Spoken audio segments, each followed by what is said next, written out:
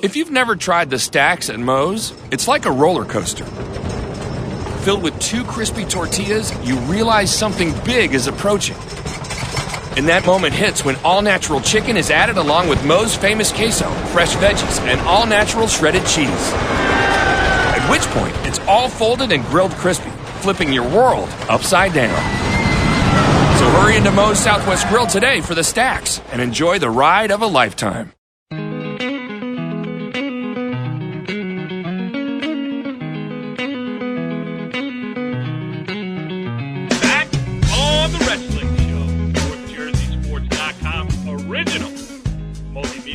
Talking all things wrestling across North Jersey, and we expand our borders this week because it is time for the state finals down in Atlantic City coming up this weekend.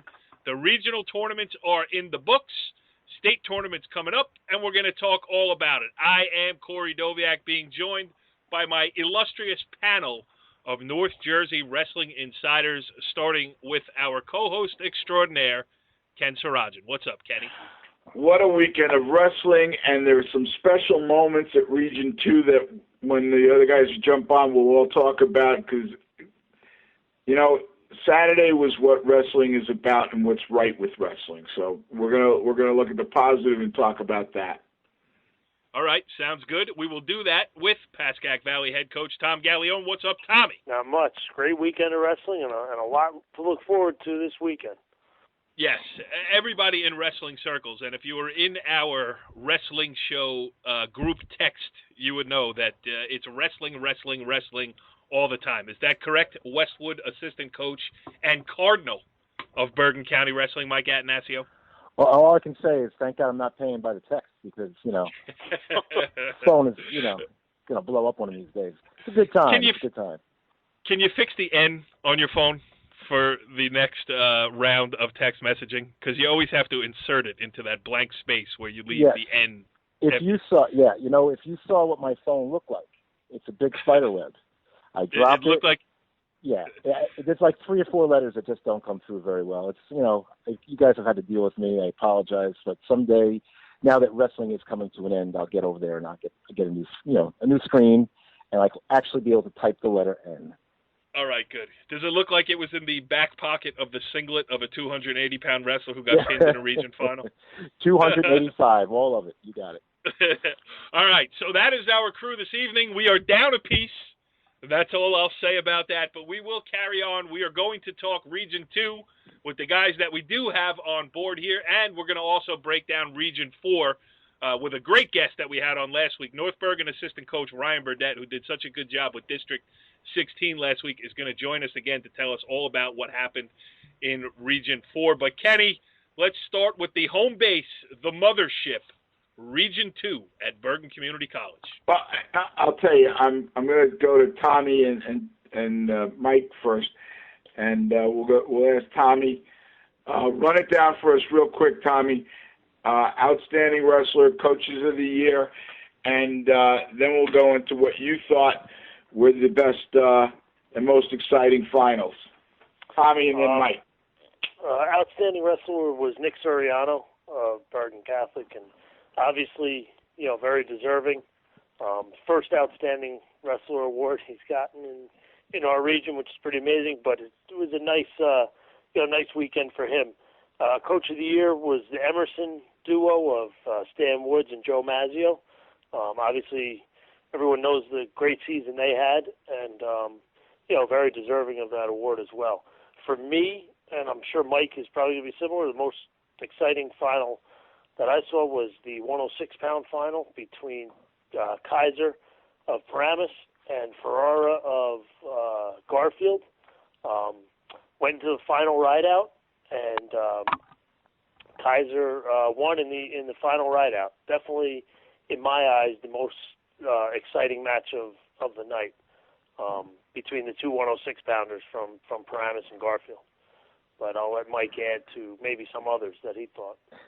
Yeah, that was wild. That was a great finish. And it was interesting to see Kaiser sort of battle from behind locally because he's really just dominated everybody in our area. And Ferrara definitely gave him a run for his money. So that was really exciting to see that come down to the wire. I also think about Foca and Sammy Schneider, Christopher Foca at 132, which was really, there was the lead up to that, of course, was Foca beating Gill in the semifinals with a almost shocking, although when he pinned somebody, it's not really that shocking because he can pin anybody anytime, but his pin over Gill in the first period in the semis, which set up the match with Schneider, the returning state placer, who came down a weight class from 138, and it really was a great match. They went back and forth. Foca sort of took control, and then Schneider kind of got comfortable a little bit, got some really good shots, and started finishing his takedowns. But you could tell a lot of respect for the way Foca wrestled. Schneider was sort of tentative on the mat, and I think it changed the way he wrestled a lot, sort of being afraid of the big moves that Foca has, and that was a really exciting final too. So I would say those two. Yeah, is the weight class that last week we had talked about as being the one with the most excitement there. That and also, and I may screw this up, 160. Mike, you want to talk about 160? Yeah, 160. There was, of course, the semifinal match. There's two good semifinal matches on paper. We had state places out of all four semifinalists, but I think the real theme of the weekend here was how impressive was Beard Dunsel, and how impressive is it that he made everybody look like they weren't that awesome. And we know Tyler Moen is fantastic, and him and Cochran had a great match in the semifinals, very similar to their match in the county semifinals, where Moen, I'm sorry, that was the finals actually, because Bosco wasn't there, but back and forth match, and then one big flurry of movement, and next thing you know, Moen has a pin. It was the same thing. It was a lot longer. It took the third period, but a very tight match. And Moen, again, was explosive and came through with a pin. But, as great as Moen was, he really was shut down by Beard Dunsel. It went up being 7-3, but it was 7-1 at one point, and it really wasn't that close of a match. So really have to be impressed with the state champion and his chances this week in Atlantic City. I just want to mention one thing that was going around on the internet through text messages and everything else was the ovation, Kenny, that Nick Soriano got before taking the match. I believe it was the finals. I mean, there was no context in the video I saw, but an ovation from everybody, whether, Bergen Catholic fan or not. They were all gave their appreciation to, probably the best wrestler that we're certainly the best wrestler to come through Bergen County to this point, and it's going to take an awful lot for anybody to ever match what this kid has accomplished. Well, actually, you jumped the gun on that one, sorry. But it's one of those, I as we've said before, I wasn't there for that, but Tommy texted me right away, and I know Mike and Tommy were there, but it was a special moment for not only a special wrestler, but a special kid, and what sets the tone for it, and is that at Region 2, we have the best sports announcer for high school sports anywhere. And in fact, my brother-in-law has a company that does voiceovers, and I sent him the tape just so he could hear this guy. It's reminiscent of the old John Facenda of NFL films. So, Tommy, why don't you set the tone and give us the description of what happened and how the crowd rose and what Hausman did in his announcing of it. Yeah, it was pretty, like Kenny said, pretty great for, obviously, a wrestler that we may never see, this type of wrestler again, but, he did his normal introductions with the great voice that he has, like Kenny said, and then just as he was just starting, he was going through his season record. As he announced his career record, you started hearing, you heard a lot of claps and cheers, and then just as that voice builds and as he continues to add the, four-time district champ, four-time BC East champ, county champ, state champ, and the crowd gets louder and louder, and you see more and more people stand up, and basically, probably, if not half, more than half, three-quarters of the gym was standing, giving him a standing ovation, which, he truly deserves. And long overdue. Long overdue, and a very, probably, one of the better moments in this season and in the last, I've been coaching 11 years, probably one of the, more memorable moments in these 11 years. It was great for, everyone just to kind of recognize what this kid has done. And it's a pretty special moment for the kid, and he should be pretty proud of everything he's accomplished to this point. And I think the cool part about it too was the way he accepted the ovation. You know what I mean? Yeah. He is a wrestler who has solely focused on the task at hand. I mean, we've had him on the show, we've talked to him, and it's always about just focusing on the next match. But I think the way he allowed himself to get caught up in the moment a little bit, recognize the crowd, and that was what made it really cool, because it was the crowd giving him what he earned and him accepting it. And now I think everybody's rooting for him to go, let's go out and finish this thing properly. Get your fourth state title, go undefeated, go on and have a great career in Penn State, the Olympics, whatever comes next. But certainly on the high school level, it was one to remember. Kenny, go ahead. Mike, your thoughts about that moment? Okay, go ahead. Yeah, I mean, you guys really caught up with everything, I think. But it was really powerful, I think, because it was spontaneous. No one was like saying, hey, let's give him a standing ovation. It was just like very spontaneous and organic. I think people were just it was a combination of people who had seen him so many times and wanted to show that affection for him and that respect, and maybe the casual fan that's just sitting there going, oh my gosh, think about these numbers, think about the legend that's on our mat right now. And like you said, Corey, you hit right on what I was going to say about it was one of the few times that this, legend has allowed himself to show emotion in front of everyone. And, I did have a couple of words with him between the end of the finals and the announcement of him as the outstanding wrestler. And he did, he admitted he was very touched by it, and he really felt that great connection with the fans. And, the way they got to show them that respect before his career was over is something that we're all going to remember. That was really cool. Kenny, I guess it would have been too much to ask for a wrestling show correspondent to have taped that conversation. You know what? I'm going to tell you something. I wouldn't have done it anyway, because we have a bad habit. We put the mush on people, and I wasn't going anywhere near this kid because I just wanted to have his time and do his thing, and hopefully we get him next week. But we're staying away. We're not letting anything happen to this kid. Great point, Kenny, because you might have dripped a little ketchup on his sneaker. Then next thing you know, he's got an infected toenail, and the whole thing goes. So good plan. So, Mike and Tom, other matches and that I saw results of that I want you to comment on. Tropea Ferrante. Do I have that one right at 113? Yeah, that was the 13-pound final. Very good match. Actually, Ferrante hung tough with Tropea. I think it was 3-2 Tropea until, probably the last. I think right at the buzzer at the end of the match, Tropea did take Ferrante down, made it 5-2. But so Ferrante is is right there with the best of them at 113.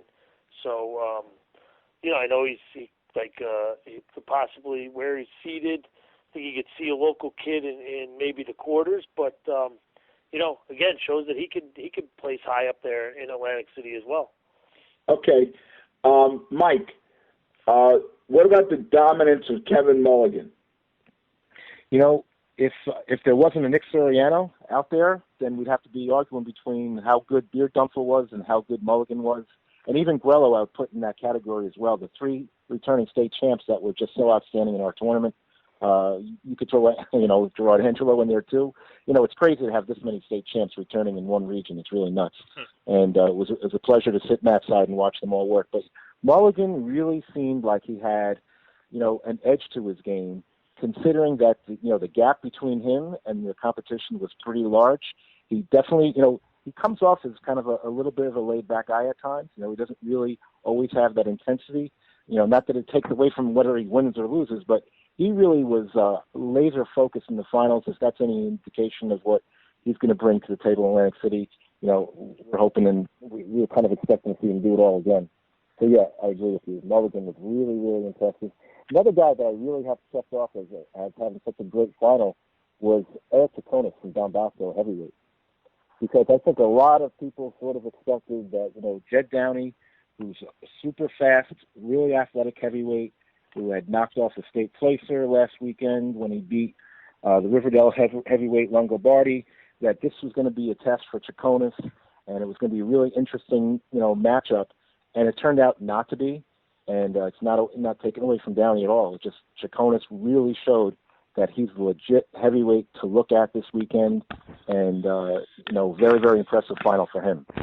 Okay, I'm going to ask you guys the question I like the best, and tell me, we know number ones and number twos are going. Tell me the 3-4 matches you saw that excited you about one kid going on and one kid going home. Mike first, and then Tommy. I got a couple. Let's go with. I really found one match to be particularly interesting because Giacomelli and Napoleon from Emerson Park Ridge, Giacomelli and Napoleon from St. Joe's. It was a rematch of the district final. The district final match wasn't quite as exciting as this one. This was a heck of a match. They went back and forth. They battled. I feel like the St. Joe's kid, you could watch him getting better during this tournament. He's a sophomore, and not that he wasn't with the districts, but I'm just impressed with how well he wrestled in the wrestlebacks in the regional tournament. And I sort of felt like he was going to give it a better match this time. It went to overtime. It came down to the last few seconds of overtime, and there was a crazy clash call against St. Joe's that no one saw but the official. I'm not doubting that he saw it. That's why he's out there. But a really weird position to call a clash. And right after that, that gave him a restart. Next thing you know, Giacomelli escapes, and the whole crowd was really into it. That was a fun one to watch. Tommy? One that I thought was, actually not as close of a match as I thought it would be, but was at 160. Kyle Cochran and Vin DiFilippo. Again, two kids that placed in the States last year. One's going home this weekend, and it happened to be DiFilippo from St. Joe's. Cochran just came out determined. Didn't look like anything was going to stop him from taking third.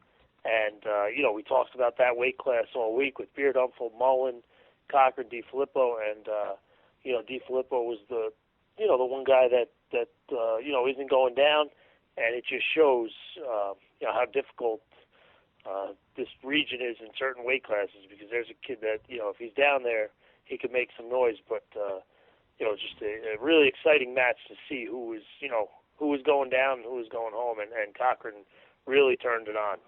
Again, look for him to probably be up on the podium in Atlantic City again this week. All right, here's my question of the week, Corey. All right, let's get ready, Kenny. You should really give me some advance notice though before you start dropping, these things. Here we go. I got you. And now it is time for the segment that is sweeping the high school wrestling world. A segment so confounding, so creative, and so calculated that it often leaves our panel speechless or pleading the fifth. It's Ken Sarajan's Coach's Question of the Week. Hit it, Kenny. All right, we'll go Tommy first and then Mike. Look, nobody touches Suriano, and he got his just honors, his just recognition. So let's take Suriano out of the mix. There were some great finals this weekend in Region 2. If it wasn't Suriano, if he was in Region 4 or something, who's your pick?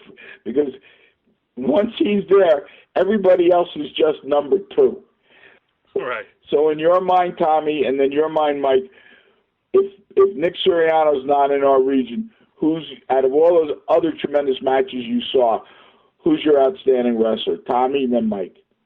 If not Suriano, I would have to go with Chris Foca from Bergen Catholic. I mean, he obviously has had a great season, but what a tournament he had.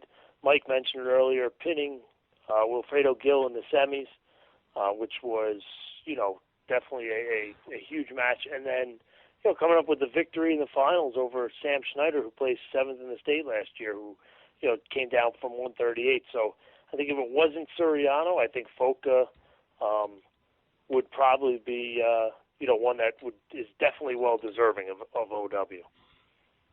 Mike? There's a lot of guys we could talk about. I think you're right, Tommy, but it'd be more interesting if I gave a different answer. But I would go with Beardumful. We talked about him a lot. Other guys that kind of stand out that we haven't even really talked about, how about Shane Griffiths? He's been out all year with an injury.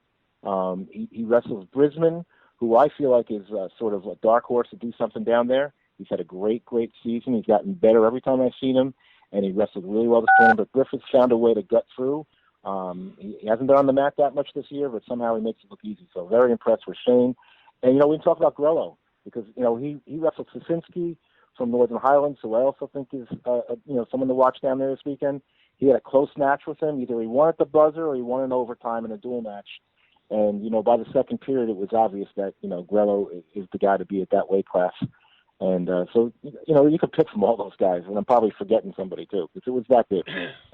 All right. Yeah. And wait, Kenny, I mean, just the dominance of Bergen Catholic, you know, with Griffith, Grello, Mulligan, and Suriano all going down to Atlantic City to defend Angelo, their state titles. too. I mean, Angelo, and too. Angelo, right? Yep. Okay, so go ahead. I mean, the dominance is unbelievable. I mean, they've got 10 guys going down. You know, the returning state champs, the other gold medalists going down. It's phenomenal, and you got to give them their props. They deserve it. You guys got comments on that, Mike? I will be going down. I don't know for how much I'll be there for, but I'll definitely be going down. All right. Tommy, would you like to say some kind words about Bergen Catholic? Hey, Kenny said, you know, it's impressive what they got going. You know, they got what, 10 guys going, and it's just you know, it's pretty. The dominance they got right now is pretty impressive. And you know what? They're peaking at, Go ahead, Mike. no, they're really peaking at the end of the year. You know, you can see it. You know, they're absolutely peaking at the right time, and you don't see. Not that you expect the state champ to ever not bring their A game, but you don't see any of those guys that are sort of resting on their laurels and just kind of going in cruise control. They're all out there wrestling at their best, and I think it was obvious this weekend. These guys are ready to go. And you can say the same about we some other didn't guys talk that are- about. Oh my gosh, we forgot this guy, Josh McKenzie. Right. Yeah. Oh God, yeah. Yeah. You know, he as great as it is to watch Suriano, you know what? I got to tell you the truth. After missing some of his great moves that have happened in front of me this year, because you know you lean into somebody and talk, you might miss it.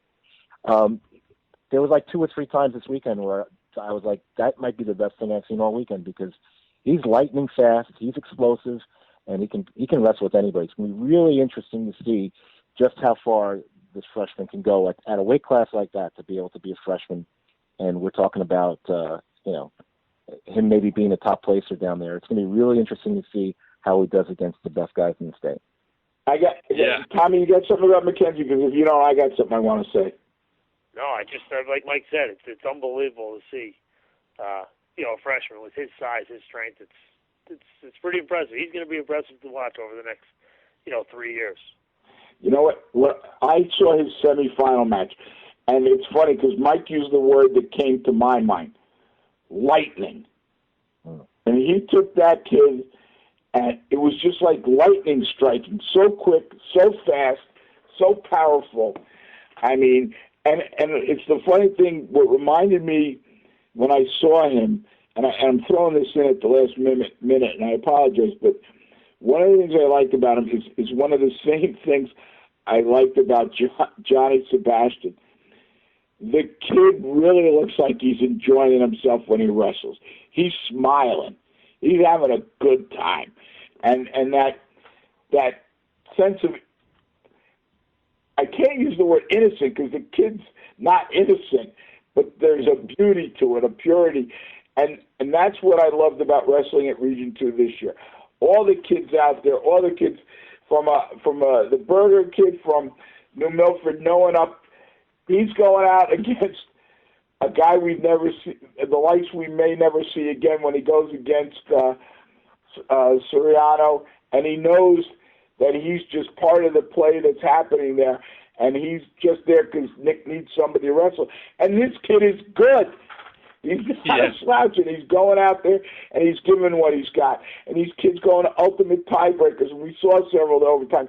And we saw one kid, and I forget who, Tommy, you may remind me, in a match, the Friday night match with the heavyweights, where the kid was winning 1-0, and in the 30-second thing, he gave the other guy 1, knowing that it might take it to the ultimate tiebreaker, but he knew he'd be on top. He'd have his choice in the ultimate tiebreaker.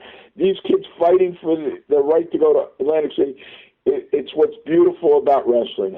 And so, anyway, Yeah, well, the one thing I'll say about Mackenzie is just imagine how good he might be if wrestling was his number one sport. Yeah, was his number one sport. Oh my gosh. Mike first, and then Tommy. All right, let's look. We know there's the powerful guys returning as state champs. We get that. So we're not going to focus on that. Tell me the other guys. If I'm a Region 2 fan, that in your mind I expect to see place winning, and these guys are coming from, different places. Some are second places. They're gonna have to wrestle hard to get it. Who should we be looking for as if to see if Region 2 can match what we did last year with all the medals? Mike? I would go, if we're thinking about the seconds and thirds that are really worth watching, Berger did it last year, so you kind of expect he's going to be there. I'm thinking there's 3 guys at 32 to watch. Besides Foka, we're going to add Schneider, who placed last year, and Gill. He's got some great wins this year against some of the top guys down in the States. It's unfortunate for him as a third seed. Those wins don't really help his seeding. But he's going to gut it out and battle back. I see him medaling. I mentioned Brisbane, who's never placed before. But some people don't know this about Brisbane. He really only started wrestling as a freshman. It was some impressive journey from a relatively new wrestler to a guy we're talking about at 138, not at heavyweight, who's going to maybe be a dark horse to get a medal down there this year. I also, of course, we got the 160 guys that have placed last year. We kind of expect them. And I think the other guy I'd throw into that mix is Sosinski, who has been impressive all year from Northern Highlands at 170. Who else do you got, Tommy? Yeah, I was thinking one on top of my list would be Sosinski, with how tough he's wrestled all year with wrestling Grello. It'll be interesting to see. I mean, Chaconis obviously has had some very big wins. Interesting to see how Downey fares down in Atlantic City. We've seen Rodman a few years ago from Ultapan go down as a very light heavyweight. So it'll be interesting to see if he can get a few wins, and see where he can possibly end up. I think he's athletic enough, he's strong enough. So I think he's a kid that could, being about 200 pounds, could possibly sneak into the medal rounds. But Mike pretty much hit on a good number of the guys that I had in mind. Yeah, I like Mike. I like his chances too. I think it'll be interesting to see if he gets matched up with some of the real big guys. He gets out there with a guy who's athletic that cut from 310 to make 285. He's not going to match up well with those guys, But you can see that the middle heavyweights, the guys that maybe are a little bit slower, a little less athletic, and can't match his quickness and technique, he's going to do well with them. So I agree with you. I think he's a guy that we should be thinking of as a dark horse for a medal. Funny thing for me, being a big guy, I'm looking to see. I want to see how our 2 106-pounders do. Kaiser and the kid from Garfield. Oh my gosh, I'm forgetting his name right now. Help me out. Ferrara. Ferrara from Garfield, yeah. And then also, I want to, Trapia. We know. I think Ferranti's going to have the ability to shock a lot of people down there. We should see him, getting some hardware down there too. So I like those 4 kids. All right, Kenny, before we move on here and talk about Region 4 a little bit, your impression of the snack stand at Bergen Community College. Well, you know what? First of all, I'm a rarity because I like the venue at Bergen Community, to be honest with you. I know a lot of the coaches are unhappy with it. I like it because of the way it's set up with the seating on the side for the coaches. So I'm going to compliment. Kenny, would you rather see it at Bergen Community or Pascagoula Valley? Yeah, sure. Got you there. Come on, Kenny. Oh my God! I like Bergen Community setup. Oh, you are so soft. Oh, get him off the show. Bring back Burdette. Yeah. All right. So Kenny took the easy way out, and you mentioned Ryan Burdette. So let's get to it. Let's move on here. We'll move on to Region 4. Joining us now on the Moe's Southwest Grill Hotline is the assistant coach at North Bergen High School, a guy who did such a great job for us last week talking about District 16. Back for a return engagement is the aforementioned Ryan Burdette. Ryan, thanks for joining us here on the Wrestling Show. What's up, Court? Thanks for having me. Appreciate it. No, it's our pleasure. I mean, the listening public weighed in, and they wanted you back. So it was out of my hands. I have to listen to, right, Mike, in the mailbag, it was all more Burdette all the time, correct? Oh, all day. That's all it. Day. Yeah, he's taking over. That's it. He's gonna have an offshoot of this show somewhere along the line, you know. Yeah, a spin-off. Like, that's the word I'm looking for. The spin-off. It'll be like Laverne and Shirley after Happy Days.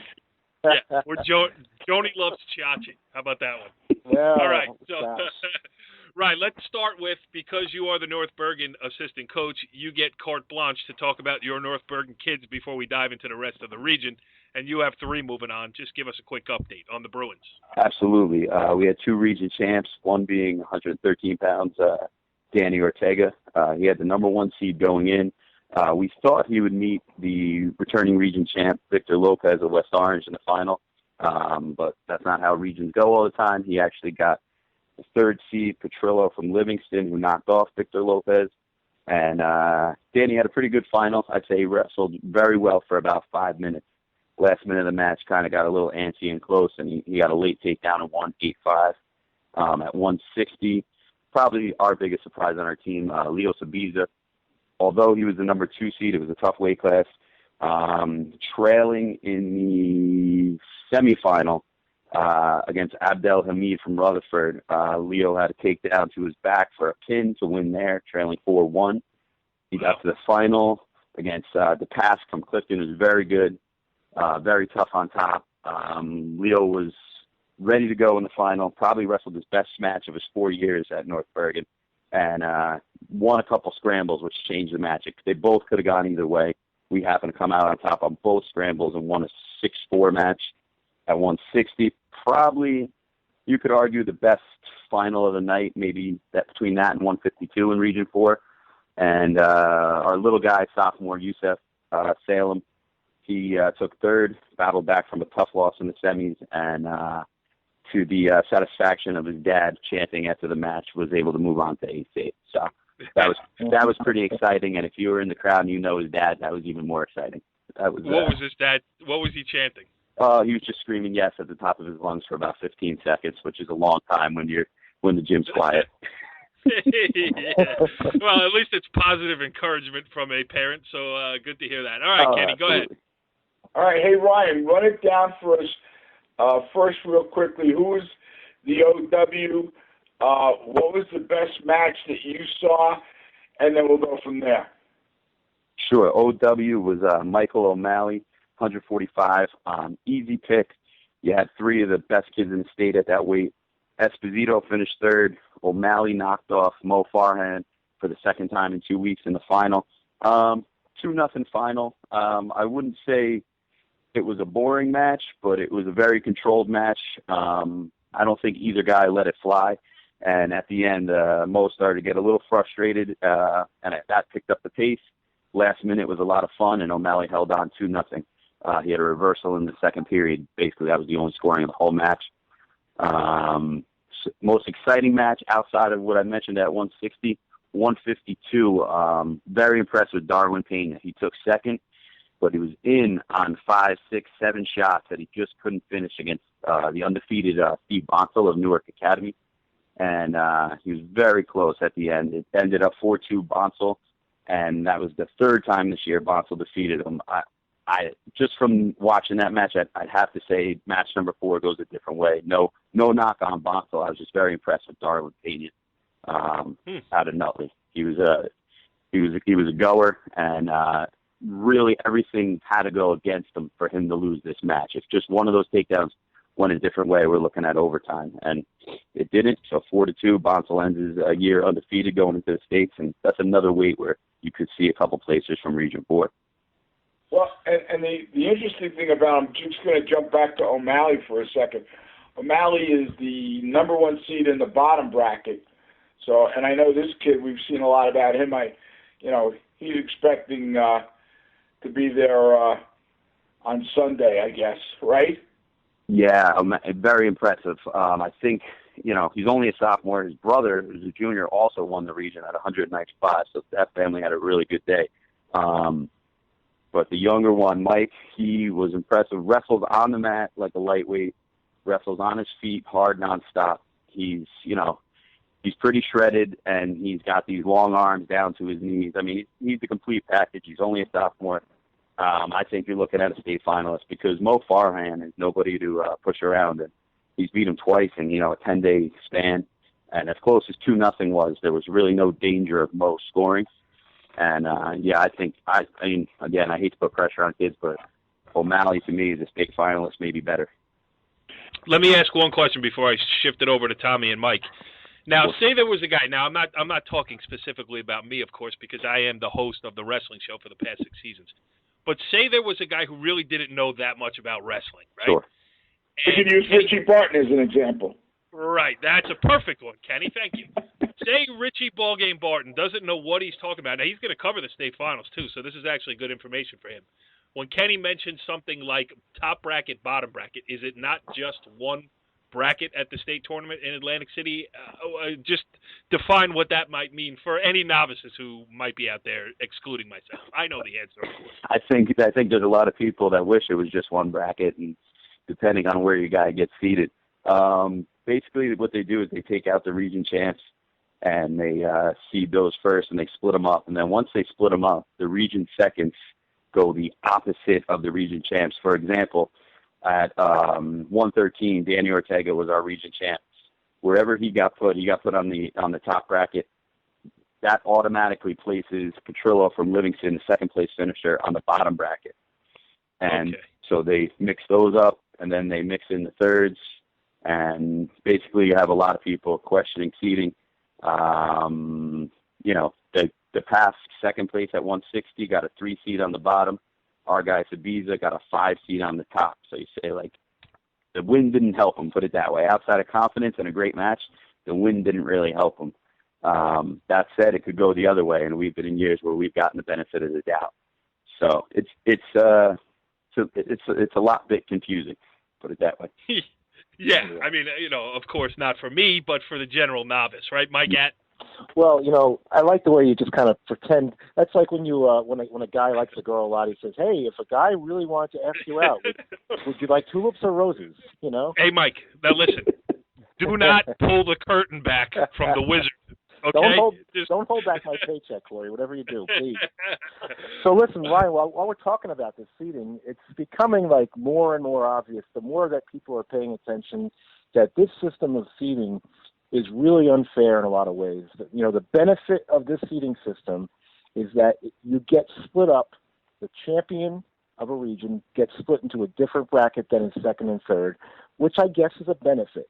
But the bad part is, there's many times when, we're always told, you always want to encourage your kids and your coaches, go get head-to-head against the best.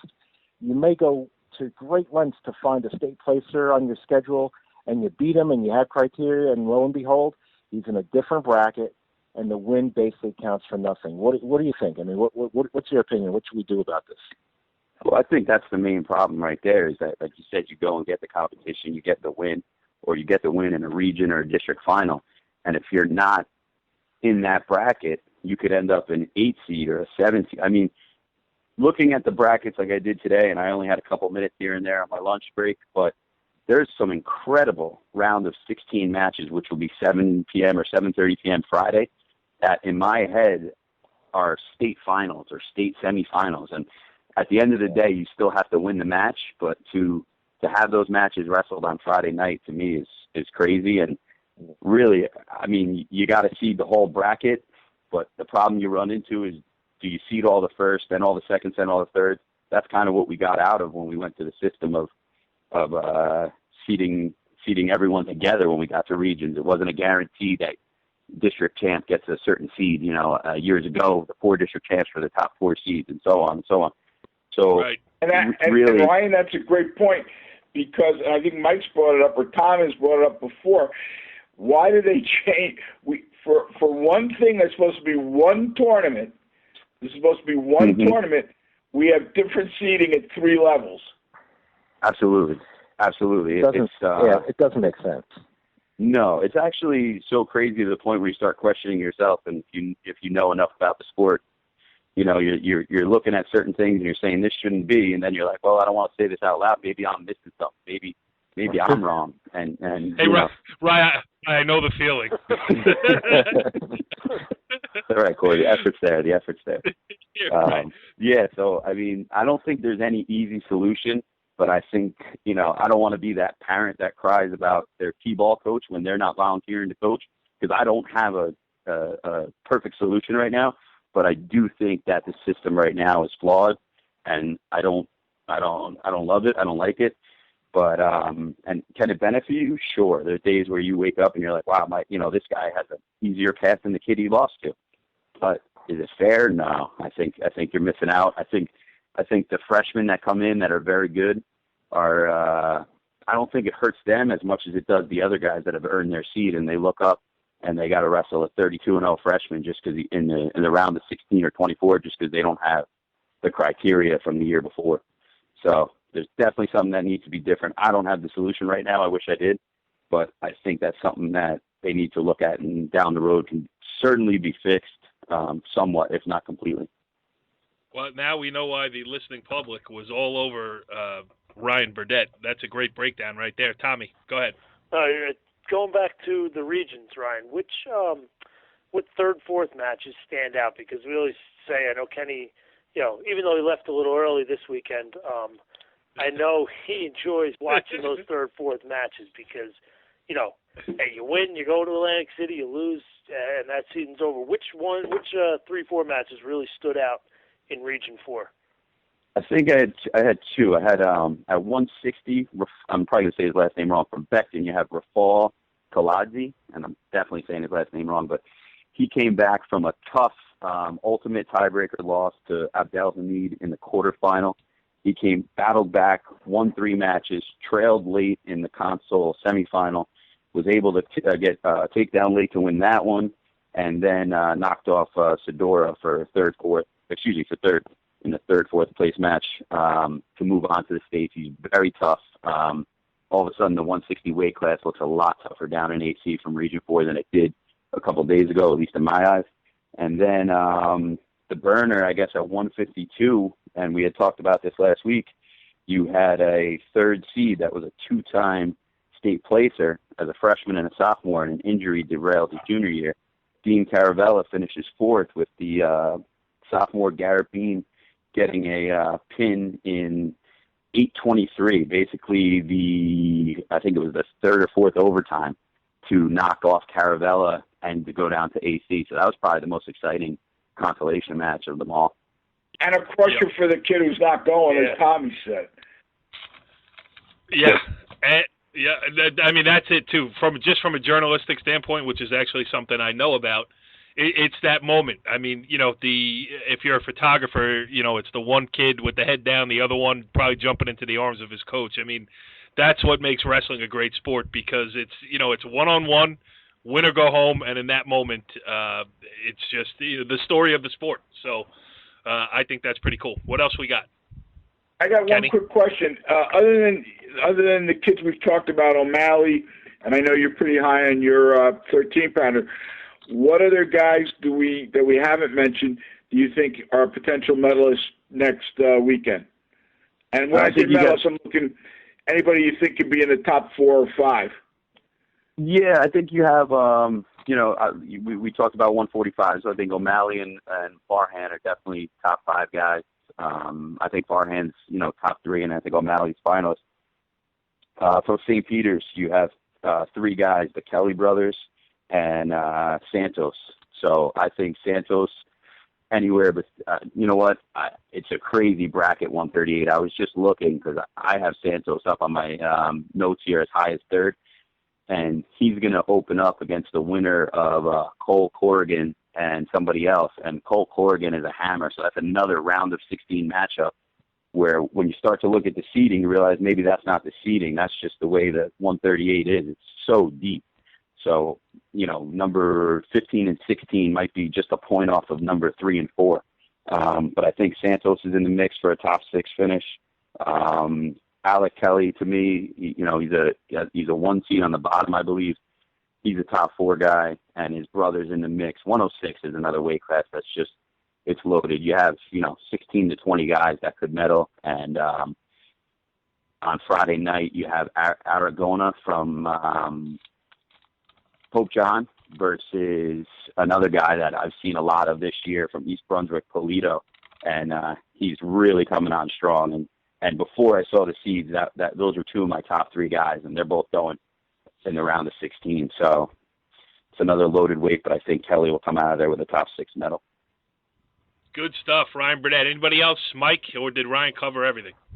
I think he covered everything. I feel like I was at Region 4 because I got everything. Yes. And of course, the thing is, not only was the summary so effective, and it was it was also a much faster region than Region 2. Ryan, on your exit, tell everybody how much quicker your region went than Region 2. We were fortunate to have the 3 match going at Region 4 that we talked about at West Orange. They do a great job. Wednesday we were, first match, the whistle was blown 6:05, and my last guy was wrestling during 195, and I left there at about 7:50, and 220s were just finishing up. I didn't see heavyweight. The 220s were on the mat at 7:50. Friday night, a little bit later, a little bit longer matches. I stayed the whole time. I was out of there by 8:30 on Friday night. And then on Saturday, we finished all rounds, including 3rd and 4ths. We started at 9, and we were done by 2 o'clock, 1:45, 2 o'clock. That includes 3rd and 4ths. We just had the finals left, which was after a 2-hour break. That's crazy. Kenny, you should have got to Region 4. You could have stayed the whole time. Ryan Burdette, Tommy will tell you one time I got lost at West Orange, so I don't go there anymore. Doesn't surprise me at all. Ryan Burdette, the assistant coach down at North Bergen. Hey, thanks for the great job last week. Thanks for the great job again this week. And I guess we're going to have to make it a trifecta next week. Are you going to head down to AC? Absolutely. We'll be heading down Friday morning. So hopefully we'll come home Sunday night with some hardware. Good. Well, then we'll talk again next week. Thanks again for doing this. Great stuff, and good luck to your guys down there. Thanks a lot for having me, guys. I enjoyed it. Thanks, Corey. All right, interesting stuff there with North Bergen assistant coach Ryan Burdette. I think we have said a lot here on this edition of the Wrestling Show, but we do have to mention a couple of things here. Just as we're talking, a couple of things have slipped through the cracks. We want to go backtrack to Region 2 a little bit. Kenny, what did we forget? We forgot 200. Oh, jeez. Carfagno from St. Joe's. He ripped through the district. He ripped through the region, and we certainly think he's going to be a high place winner down in Atlantic City. So we forgot that one. Yes. All right. So that we cleaned up that loose end. Now let's do another. As I always forget to mention, Mike, and it's really on you at the beginning of these shows here, because I'm a little bit scatterbrained. I did not mention our Facebook page, which is facebook.com/TheWrestlingShow. We had a lot of action on it last week. We appreciate it. We appreciate the feedback. And some things came through the mailbag, Mike. So is there anything that you think that we should touch on? Did we? You've got mail. Yeah, we got mail. And I want to thank everybody who's reaching out to us. It's really great. You can also email us at emailthewrestlingshow@yahoo.com. And this one came from the Facebook page. We did get a couple of questions and a couple of things we're going to bring up next year, but we want to try, have a little fun here. But yes, this email said, please, and there were 3 pleases. They all had a Z in them, which is, I guess that's what all the kids are doing these days, right? So please get Kenny a new phone. So, Kenny, would you like to respond to that as only you can? Go ahead. No. It's okay. We can. People don't realize that I'm actually sending versus more code to people. I almost understood some of that. All right. Another great edition of the Wrestling Show here is in the books. We got another one left, though, and it will be the big one. Richie Ballgame will be down there with strict instructions to get interviews with wrestlers. Anybody else who is connected otherwise with the wrestling show, feel free to do the same. We'll talk about it. We'll try to get some guests on live. We'll try to talk to some of these state champions. So we've done a lot, but we ain't done yet. We will see you next week on The Wrestling Show. Follow the leader.